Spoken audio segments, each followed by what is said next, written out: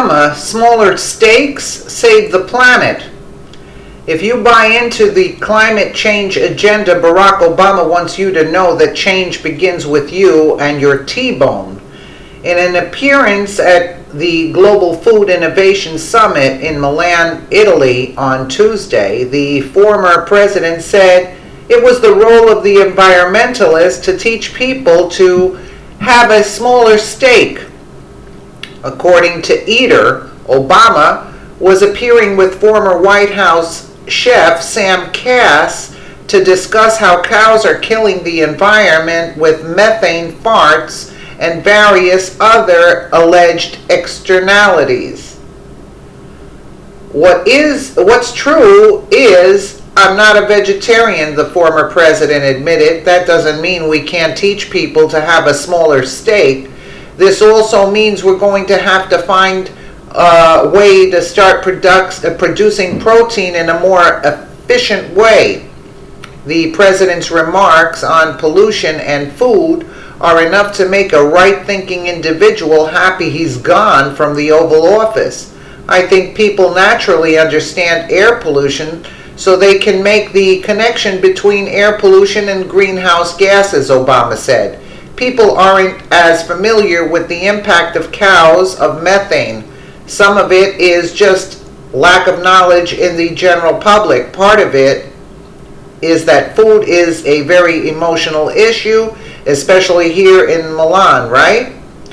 Food is so close to us, people are more resistant to the idea of government telling us what to eat, what to grow. Apparently, this is another one of those moments where Obama is telling people to eat our peas, literally. And he seems kind of unnerved that people are so resistant to the gosh darn government telling them what to eat. How dare they? Your steak isn't just to blame for global warming, though. Did you know the refugee crisis plaguing Europe is partially because you just can't stop going to Outback? Some of the refugee flows into Europe originate not only from conflict, but also from where there are food shortages that will only get worse as climate change continues, Obama said. Oh yeah, and income equality is also served medium rare.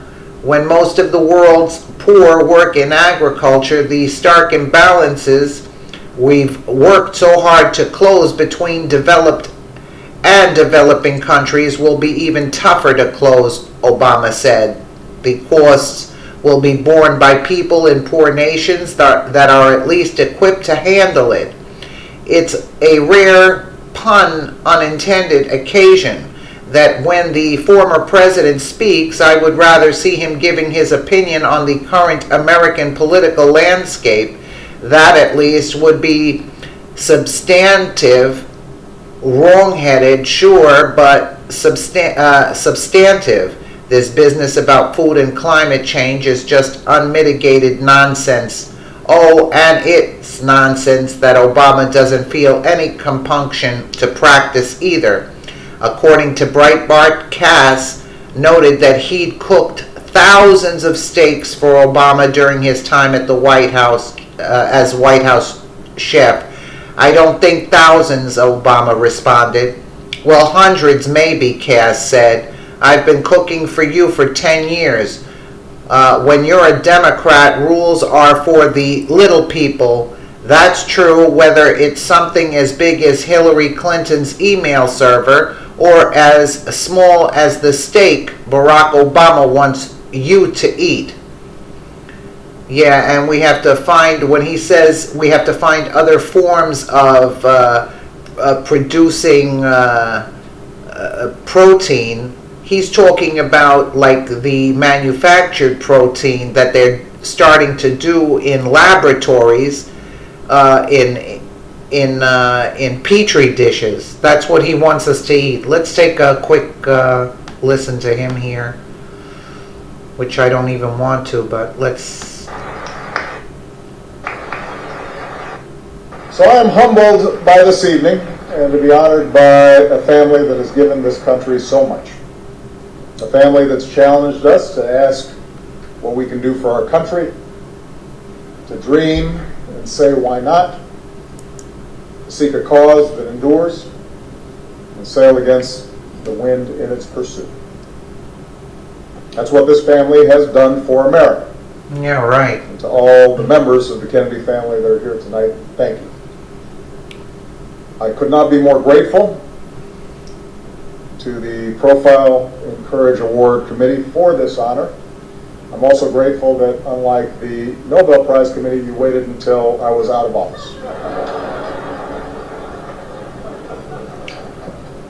For those of us of a certain age, the Kennedys symbolized a set of values and attitudes about civic life that made it such an attractive calling. The idea that politics, in fact, could be a noble and worthwhile pursuit. The notion that our problems, while significant, are never insurmountable. It's worth remembering this, the times in which President Kennedy led us. Because for many Americans, I know that this feels like an uncertain and even perilous time. And at such moments, courage is necessary. At such moments, we need courage to stand up to hate, not just in others. Oh, geez, I thought we were going to see a clip on the stake. Courage to believe that together we can tackle big challenges like inequality. Nobody wants to listen to this.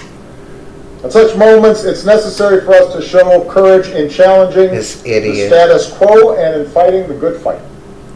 But also show the courage to listen to one another and seek common ground.